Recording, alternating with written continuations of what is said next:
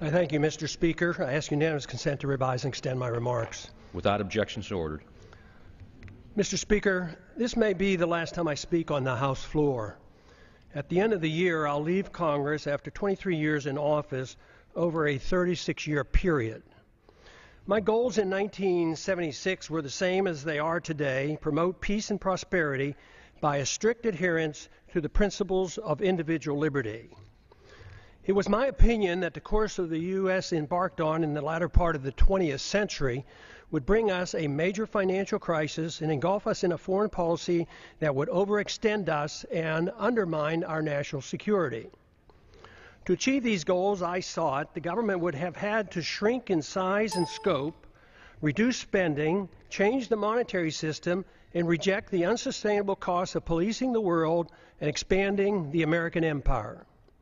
The problems seem to be overwhelming and impossible to solve, yet from my viewpoint, just following the constraints placed on the federal government by the Constitution would have been a good place to start. Just how much did I accomplish? In many ways, according to conventional wisdom, my off and on career in Congress from 1976 to 2012 accomplished very little. No name legislation, no name federal buildings or highways, thank goodness. In spite of my efforts, the government has grown exponentially, taxes remain excessive, and the prolific increase of incomprehensible regulations continues. Wars are constant and pursued without congressional declaration. Deficits rise to the sky. Poverty is rampant, and dependency on the federal government is now worse than any time in our history. All this with minimal concerns for the deficits and unfunded liabilities that common sense tells us cannot go on much longer. A grand but never mentioned bipartisan agreement allows for the well-kept secret that keeps the spending going. One side doesn't give up 1 penny on military spending, the other side doesn't give up 1 penny on welfare spending, while both sides support the bailouts and the subsidies for the banking and the corporate elite. And the spending continues as the economy weakens and the downward spiral continues.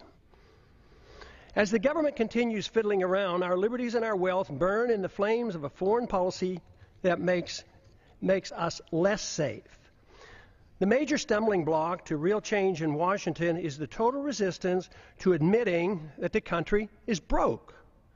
This has made compromising just to agree to increase spending inevitable, since neither side has any intention on cutting spending. The country and the Congress will remain divisive since there's no loot left to divvy up. Without this recognition, the spenders in Washington will continue to march toward a fiscal cliff much bigger than the one anticipated this coming January. I've thought a lot about why those of us who believe in liberty as a solution have done so poorly in convincing others of its benefits. If liberty is what we claim it is, the principle that protects all personal, social, and economic decisions necessary for maximum prosperity and the best chance for peace, it should be an easy sell. Yet history has shown that the masses have been quite receptive to the promises of authoritarians, which are rarely, if ever, fulfilled. Should we have authoritarianism or liberty? If authoritarianism leads to poverty and war and less freedom for all individuals and is controlled by rich special interests, the people should be begging for liberty. There certainly was a strong enough sentiment for more freedom at the time of our founding that motivated those who were willing to fight in the revolution against the powerful British government. During my time in Congress, the appetite for liberty has been quite weak. The understanding of its significance negligible. Yet the good news is that compared to 1976, when I first came to Congress, the desire for more freedom and less government in 2012 is much greater and growing, especially in grassroots America. Tens of thousands of teenagers and college-age students are, with great enthusiasm, welcoming the message of liberty. I have a few thoughts as to why the people of a country like ours, once the freest and most prosperous, allowed the conditions to deteriorate to the degree that they have. Freedom, private property, and enforceable voluntary contracts generate wealth. In our early history, we were very much aware of this. But in the early part of the 20th century, our politicians promoted the notion that the tax and monetary system had to change. If we were to involve ourselves in excessive domestic and military spending, that is why Congress gave us the Federal Reserve and the income tax. The majority of Americans and many government officials agreed that sacrificing some liberty was necessary to carry out what some claim to be progressive ideas. Pure democracy became acceptable. They failed to recognize that what they were doing was exactly opposite of what the colonists were seeking when they broke away from the British. Some complain that my arguments make no sense, since great wealth and the standard of living improved for many Americans over the last 100 years, even with these new policies. But the damage to the market economy and the currency has been insidious and steady. It took a long time to consume our wealth, destroy the currency, and undermine productivity, and get our financial obligations to a point of no return. Confidence sometimes lasts longer than deserved. Most of our wealth today depends on debt. The wealth that we enjoyed and seemed to be endless allowed concern for the principle of a free society to be neglected.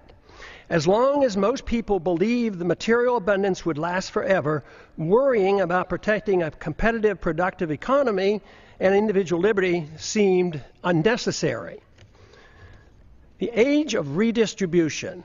This neglect ushered in an age of redistribution of wealth by government, kowtowing to any and all special interests, except for those who just wanted to be left alone.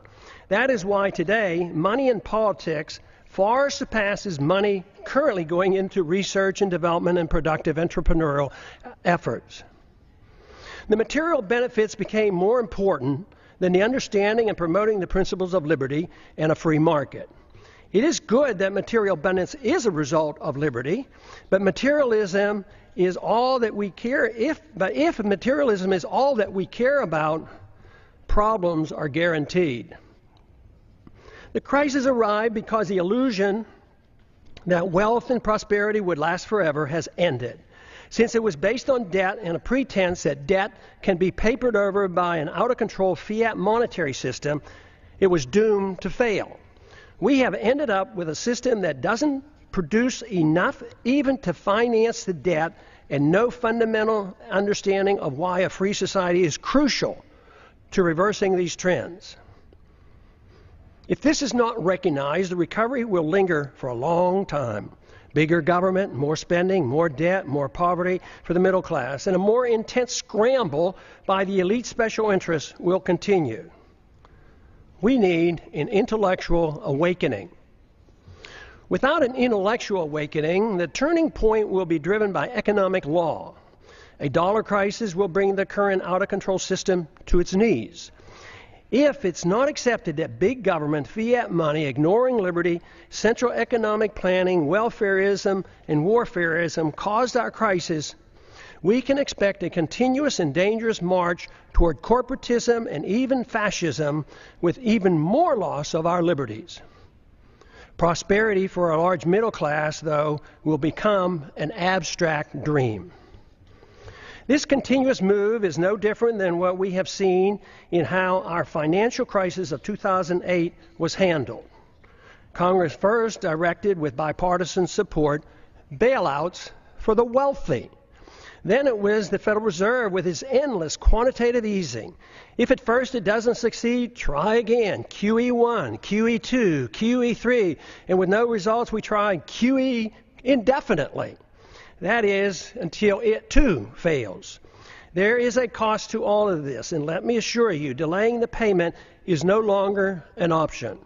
The rules of the market will extract its pound of flesh, and it won't be pretty. The current crisis elicits a lot of pessimism, and the pessimism adds to less confidence in the future. The two feed on themselves, making our situation worse. If the underlying cause of the crisis is not understood, we cannot solve our problems. The issue of warfare and welfare, deficits, inflationism and corporatism, bailouts and authoritarianism cannot be ignored. By only expanding these policies, we cannot expect good results. Everyone claims support for freedom, but too often it's for one's own freedoms and not for others. Too many believe that there must be limits on freedom. They argue that freedom must be directed and managed to achieve fairness and equality, thus making it acceptable to curtail through force certain liberties. Some decide what and whose freedoms to be limited. These are the politicians whose goal in life is power. Their success depends on gaining support from special interests. We don't need more isms. The great news is the answer is not to be found in more isms. The answers are to be found in more liberty, which costs so much less. Under these circumstances, spending goes down, wealth production goes up, and the quality of life improves. Just this recognition, especially if we move in this direction, increases optimism, which in itself is beneficial. The follow-through with sound policies are required, which must be understood and supported by the people. But there is good evidence that the generation coming of age at the present time is supportive of moving in the direction of more liberty and self-reliance. The more this change in direction and the solutions become known, the quicker will be our return to optimism. Our job for those of us who believe that a different system than the one that we had for the last 100 years has driven us to this unsustainable crisis is to be more convincing that there is a wonderful, uncomplicated, and moral system that provides the answers. We had a taste of it in our early history. We need not give up on the notion of advancing this cause. It worked, but we allowed our leaders to concentrate on the material abundance that freedom generates while ignoring freedom itself. Now we have neither, but the door is open out of necessity for an answer. The answer available is based on the Constitution, individual liberty, in prohibiting the use of government force to provide privileges and benefits to all special interests. After over 100 years, we face a society quite different from the one that was intended by the founders. In many ways, their efforts to protect future generations with the Constitution from this danger has failed. Skeptics at the time of the Constitution, was written in 1787, warned us of today's possible outcome. The insidious nature of the erosion of our liberties and the reassurance our great abundance gave us allowed the process to evolve into a dangerous period in which we now live. Dependency on government largesse. Today, we face a dependency on government largesse for almost every need. Our liberties are restricted and government operates outside the rule of law, protecting and rewarding those who buy or coerce government into satisfying their demands. Here are a few examples. Undeclared wars are commonplace. Welfare for the rich and poor is considered an entitlement. The economy is overregulated, overtaxed, and grossly distorted by a deeply flawed monetary system. Debt is growing exponentially. The Patriot Act and FISA legislation passed without much debate have resulted in a steady erosion of our Fourth Amendment rights. Tragically, our government engages in preemptive war, otherwise known as aggression, with no complaints from the American people. The drone warfare we are pursuing worldwide is destined to end badly for us as the hatred builds, for innocent lives lost and the international laws flaunted. Once we are financially weakened and militarily challenged, there will be a lot of resentment thrown our way. It's now the law of the land that the military can arrest American citizens, hold them indefinitely without charges or a trial. Rampant hostility toward free trade is supported by a large number in Washington. Supporters of sanctions, currency manipulation, and WTO trade retaliation call the true free traders isolationists. Sanctions are used to punish countries that don't follow our orders. Bailouts and guarantees of all kinds of misbehavior are routine. Central economic planning through monetary policy, regulations, and legislative mandates has been acceptable policy. I have a few questions. Excessive government has created such a mess, it prompts many questions. Why are sick people who use medical marijuana put in prison? Why does the federal government restrict the drinking of raw milk? Why can't American manufacturers rope and other products from hemp? Why are Americans not allowed to use gold and silver as legal tender as mandated by the Constitution? Why is Germany concerned enough to consider repatriating their gold held by the Fed for her in New York?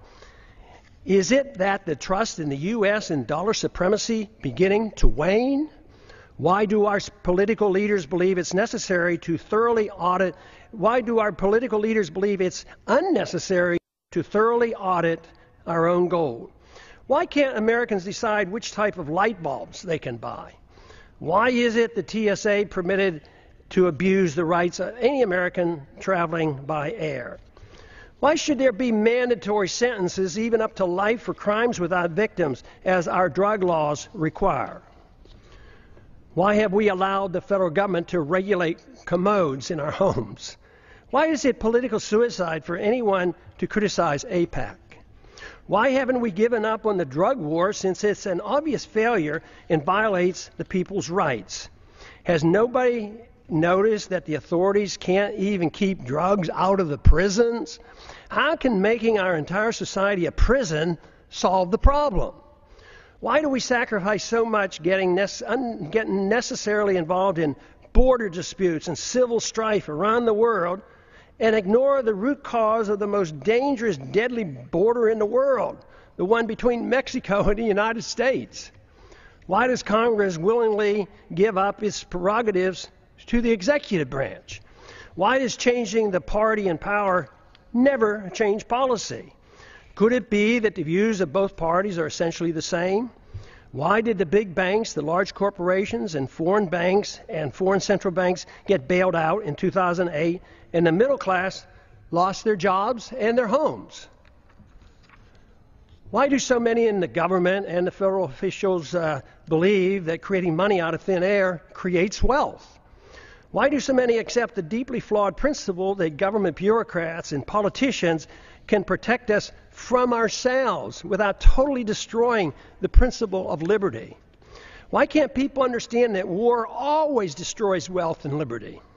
Why is there so little concern for the executive order that gives the president authority to establish a kill list, including American citizens, of those targeted for assassination?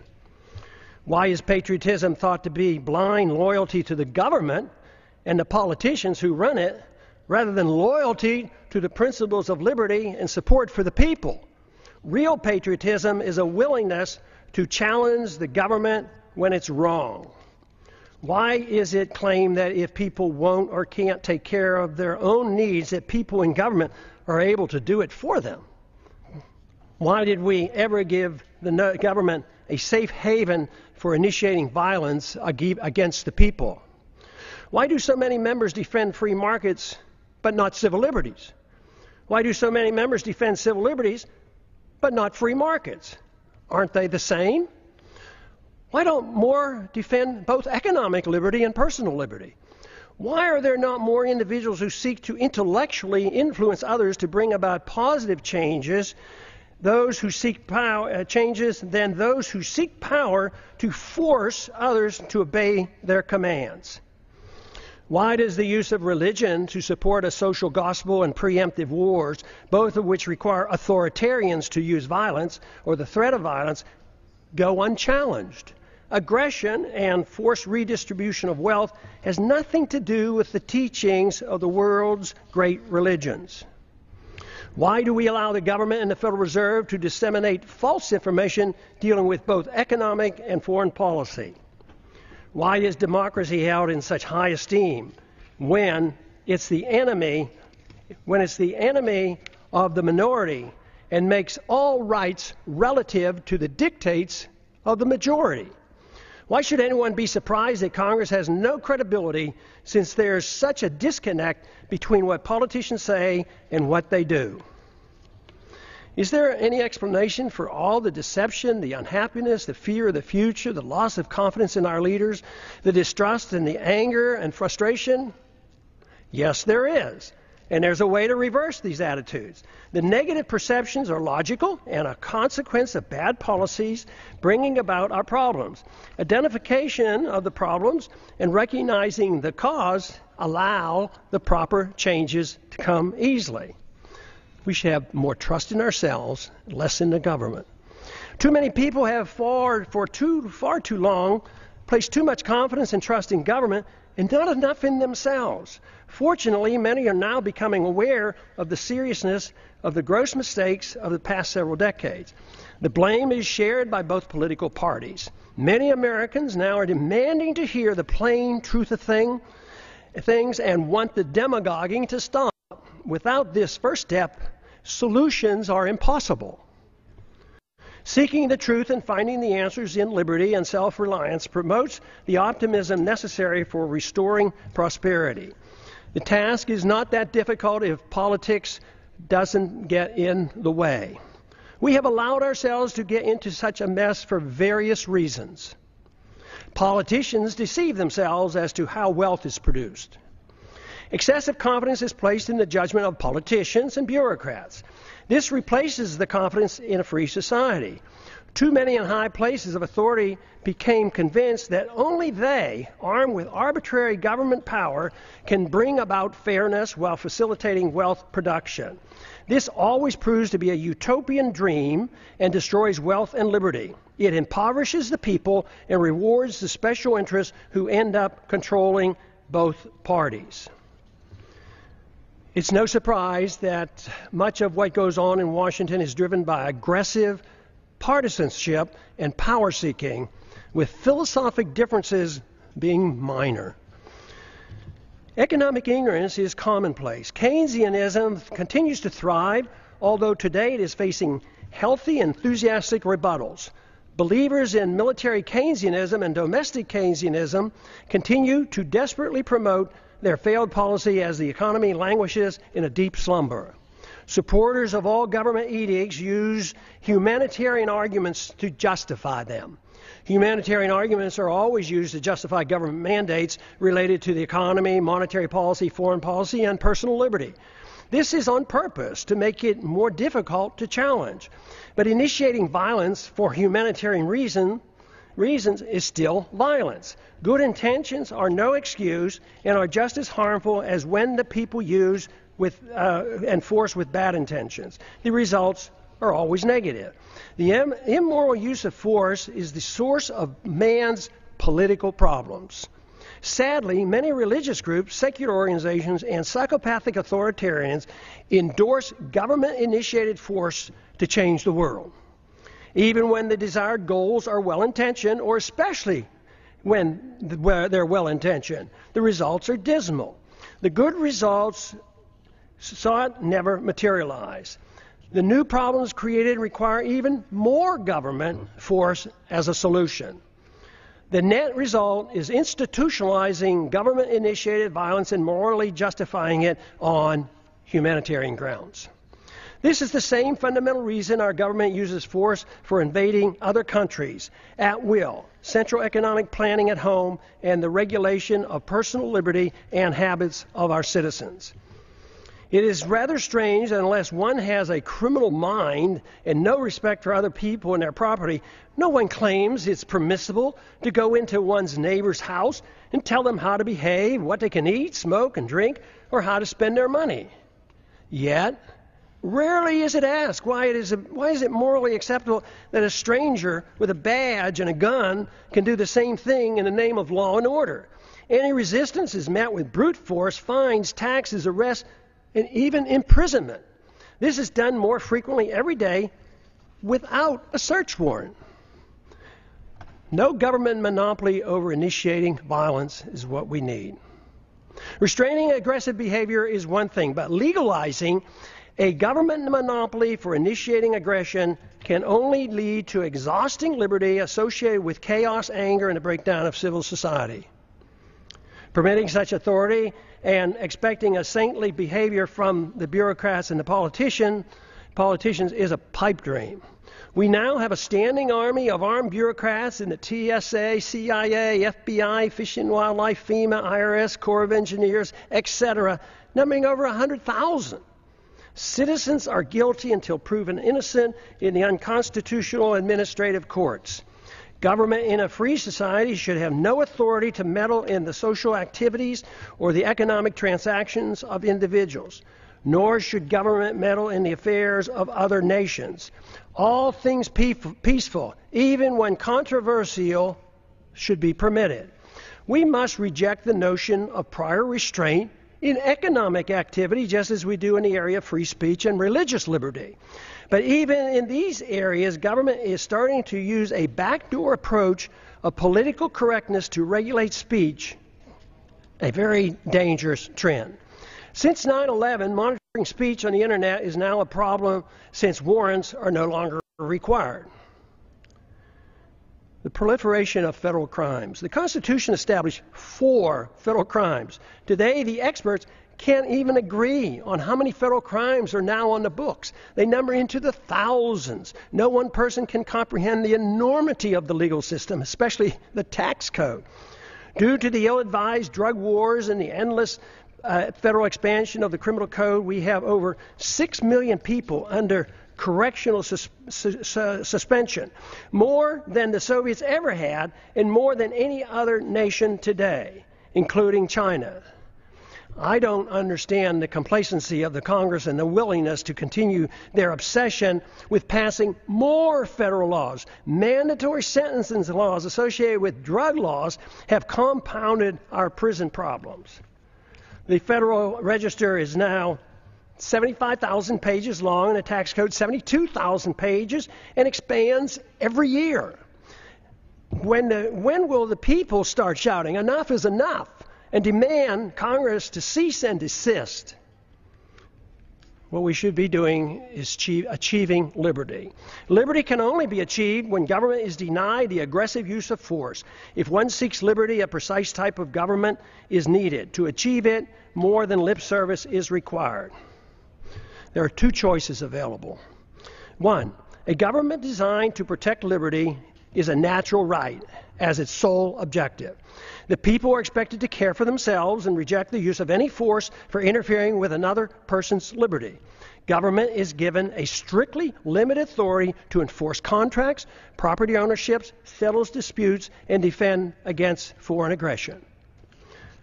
Number 2, a government that pretends to protect liberty but is granted power to arbitrarily use force over the people and foreign nations.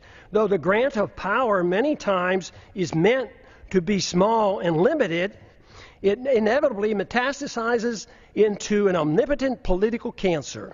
This is the problem for which the world has suffered throughout the ages. Though meant to be limited, it nevertheless is a 100% sacrifice of the principle that would-be tyrants find irresistible.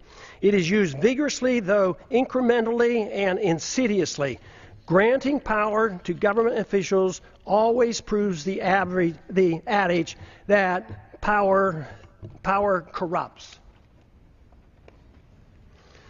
Once government gets a limited concession for the use of force to mold people's habits and plan the economy, it causes a steady erosion and a steady move toward tyrannical government.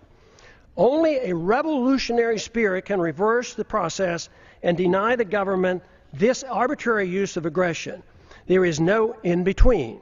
Sacrificing a little liberty for imaginary safety always ends badly. Today's mess is a result of Americans accepting option number 2, even though the founders attempted to give us option number 1. The results are not good. As our liberties have been eroded, our wealth has been consumed. The wealth we see today is based on debt and a foolish willingness on the part of foreigners to take our dollars for goods and services. Then they loan them back to us to perpetuate our debt system. It's amazing that it has worked for this long, but the impasse in Washington in solving our problems indicate that many are starting to understand the seriousness of this worldwide debt crisis and the dangers we face. The longer this process continues, the harsher the outcome will be. The financial crisis is actually a moral crisis. Many are acknowledging that a financial crisis looms, but few understand it's in reality a moral crisis. It's the moral crisis that has allowed our liberties to be undermined and permits the exponential growth of illegal government power. Without a clear understanding of the nature of the crisis, it will be difficult to prevent a steady march toward tyranny and the poverty that will accompany it. Ultimately, the people have to decide which form of government they want, option number 1 or option number 2. There is no other choice. Claiming there is a choice of a little tyranny is like describing pregnancy as a touch of pregnancy. It is a myth to believe that a mixture of free markets and government central economic planning is a worthy compromise. What we see today is a result of that type of thinking, and the results speak for themselves. A culture of violence. Americans now suffer from a culture of violence. It is easy to reject the initiation of violence against one's neighbor, but it's ironic that the people arbitrarily and freely anoint government officials with monopoly power to initiate violence against the American people, practically at will. Because it's the government that initiates force, most people accept it as being legitimate. Those who exert the force have no sense of guilt. It is believed by too many, that governments are morally justified in initiating violence supposedly to do good. They incorrectly believe that this authority has come from the consent of the people. The minority, or victims of government violence, never consented to suffer the abuse of government mandates, even when dictated by the majority.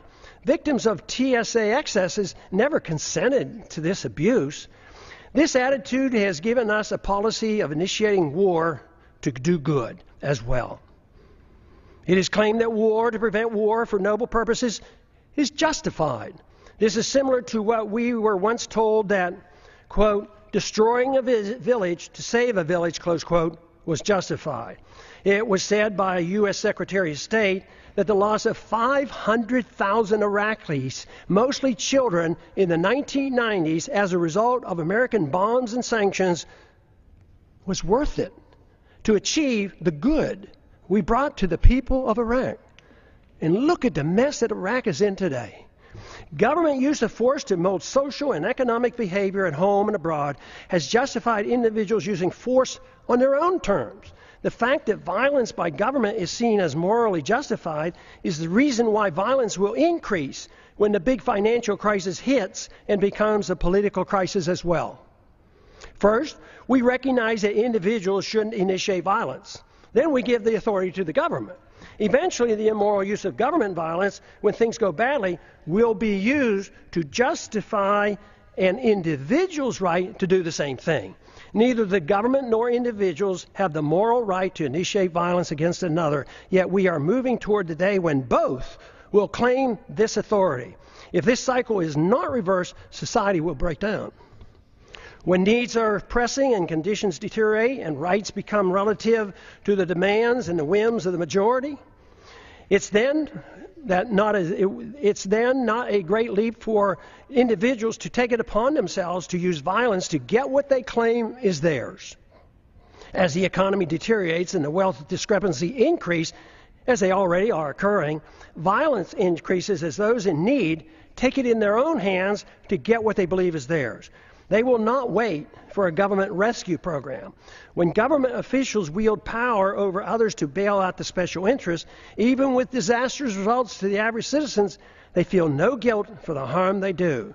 Those who take us into undeclared wars, with many casualties resulting, never lose sleep over the deaths and the destruction their bad decisions caused.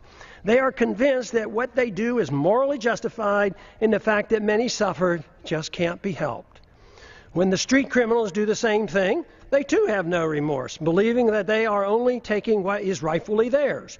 All moral standards become relative, whether it's bailouts, privileges, government subsidies, or benefits for some from inflating a currency. It's all part of a process justified by a philosophy of forced redistribution of wealth.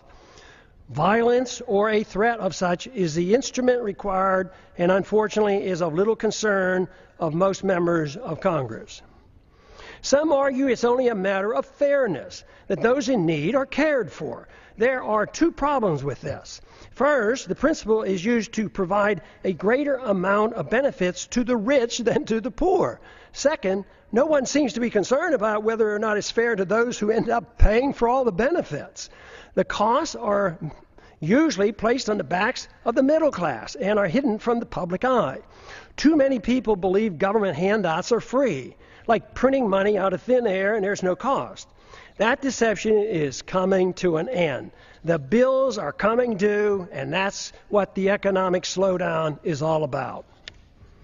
Sadly, we have become accustomed to living with the illegitimate use of force by government.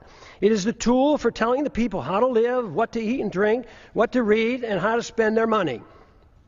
To develop a truly free society, the issue of initiating force must be understood and rejected. Granting to government even a small amount of force is a dangerous concession. Limiting government excesses versus a virtuous moral people. Our Constitution, which was intended to limit government power and abuse, has failed. The founders warned that a free society depends on a virtuous and moral people. The current crisis reflects that their concerns were justified. Many politicians and pundits are aware of the problems we face, but spend all their time in trying to reform government. The sad part is that the suggested reforms almost always leads to less freedom, and the importance of a virtuous and moral people is either ignored or not understood. The new reforms serve only to further undermine liberty. The compounding effect has given us the steady erosion of liberty and the massive expansion of debt. The real question is, if it is liberty we seek, should most of the emphasis be placed on government, reform, or trying to understand what a virtuous and moral people means and how to promote it? The Constitution has not prevented the people from demanding handouts for both rich and poor in their efforts to reform the government, while ignoring the principles of a free society.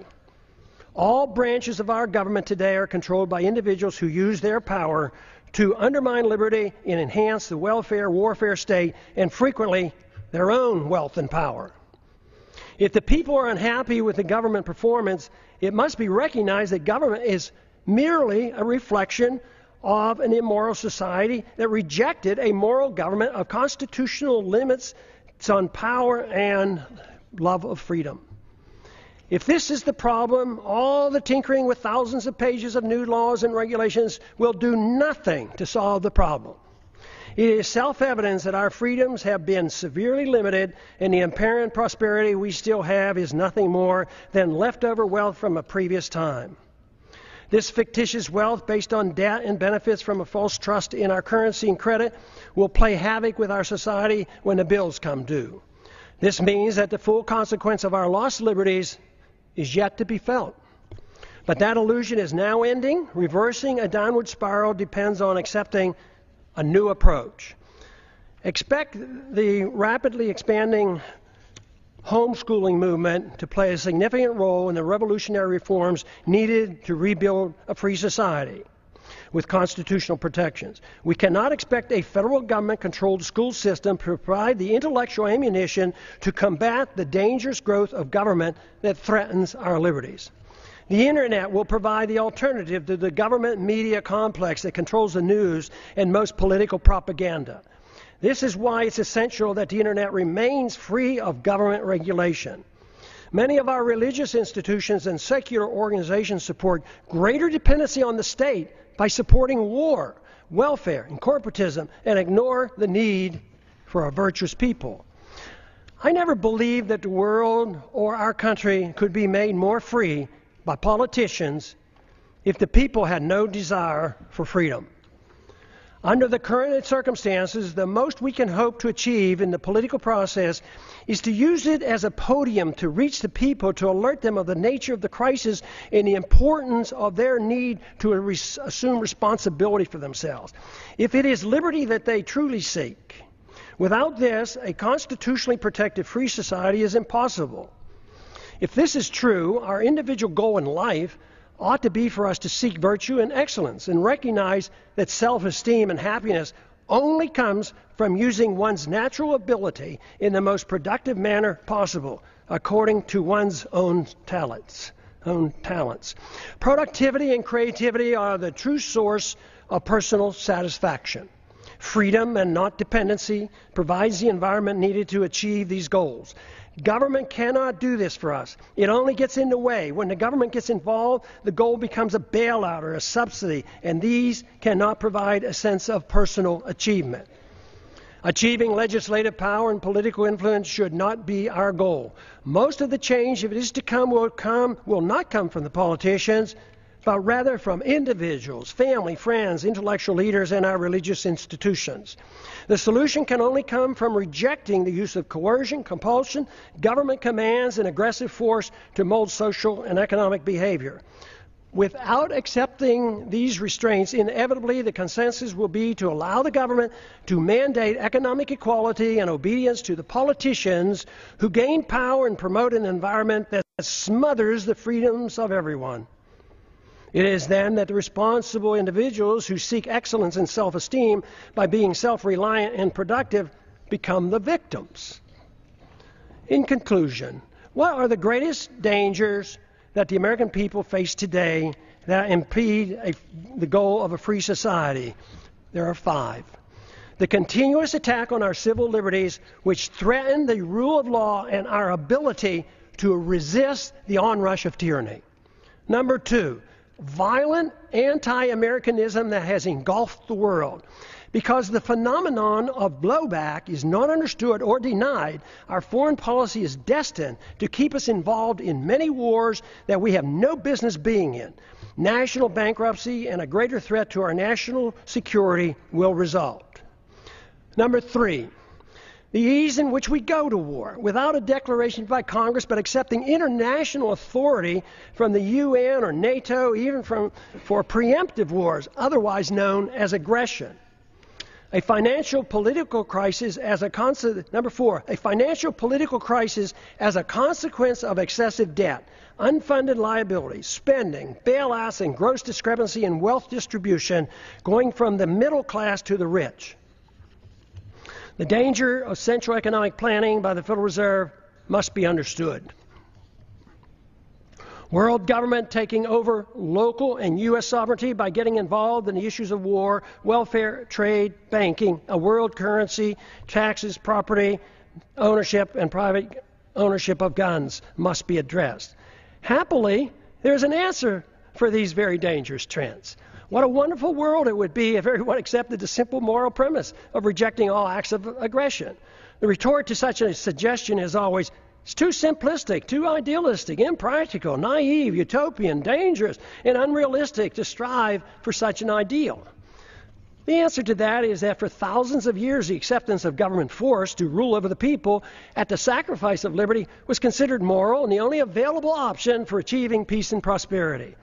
What could be more utopian than that myth? Considering the results, especially looking at the state-sponsored killing by nearly every government during the 20th century, estimated to be in the hundreds of millions of people, it's time to reconsider this grant of authority to the state. No good has ever come from granting monopoly power to the state to use aggression against the people to arbitrarily mold human behavior. Such power, when left unchecked, becomes the seed of an ugly tyranny. This method of governance has been adequately tested, and the results are in.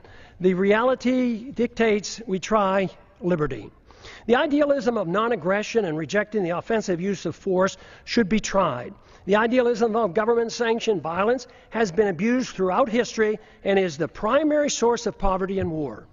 The theory of a society being based on individual freedom has been around for a long time. It's time to take a bold step and actually permit it by advancing this cause rather than taking a step backwards as some would like us to do today. Today, the principles of habeas corpus, established when King John signed the Magna Carta in 1215, is under attack in our own government. There's every reason to believe that a renewed effort with the use of the internet, that we can instead advance the cause of liberty by spreading an uncensored message that will serve to rein in government authority and challenge the obsession with war and welfare. What I'm talking about is a system of government guided by the moral principles of peace and tolerance. The founders were convinced that a free society could not exist without a moral people. Just writing rules won't work if the people choose to ignore them. Today, the rule of law written in the Constitution has little meaning for most Americans, especially those who work in Washington, D.C. Benjamin Franklin claimed, quote, "Only a virtuous people are capable of freedom." John Adams concurred, quote, "Our Constitution was made for a moral and religious people. It is wholly inadequate for the government of any other." A moral people must reject all violence in an effort to mold people's beliefs or habits. A society that boos or ridicules the golden rule is not a moral society. All great religions endorse the golden rule. The same moral standards that individuals are required to follow should apply to all government officials. They cannot be exempt. The ultimate solution is not in the hands of the government. The solution falls on each and every individual with guidance from family, friends, and community. The number one responsibility for each of us is to change ourselves with hope that others will follow. This is of greater importance than the working on changing the government. That is secondary to promoting a virtuous society. If we can achieve this, then the government will change. It doesn't mean that political action or holding office has no value. At times, it does nudge policy in the right direction. But what is true is that when seeking office is done for personal aggrandizement, money, or power, it becomes useless if not harmful. When political action is taken for the right reasons, it's easy to understand why compromise should be avoided. It's also become clear why progress is best achieved by working with coalitions, which bring people together without anyone sacrificing his principles. Political action, to be truly beneficial, must be directed toward changing the hearts and minds of the people, recognizing that it's virtue and morality of the people that allow liberty to flourish. The Constitution or moral laws per se have no value if the people's attitudes aren't changed. To achieve liberty and peace, two powerful human emotions have to be overcome. Number one is envy, which leads to hate and class warfare. Number two is intolerance, which leads to bigoted and judgmental policies. These emotions must be replaced with a much better understanding of love, compassion, tolerance, and free market economics. Freedom, when understood, brings people together. When tried, freedom is popular. The problem we have faced over the years has been that economic interventionists are swayed by envy, whereas social interventionists are swayed by intolerance or of habits and lifestyles. The misunderstanding that tolerance is an endorsement of certain activity motivates many to legislate moral standards which should only be set by individuals making their own choices. Both sides use force to deal with these misplaced emotions. Both are authoritarians. Neither endorses voluntarism. Both views ought to be rejected. I have come to one firm conviction after these many years of trying to figure out the plain truth of things. The best chance for achieving peace and prosperity for the maximum number of people worldwide is to pursue the cause of liberty. If you find this to be a worthwhile message, spread it throughout the land. And I yield back the balance of my time. It's back.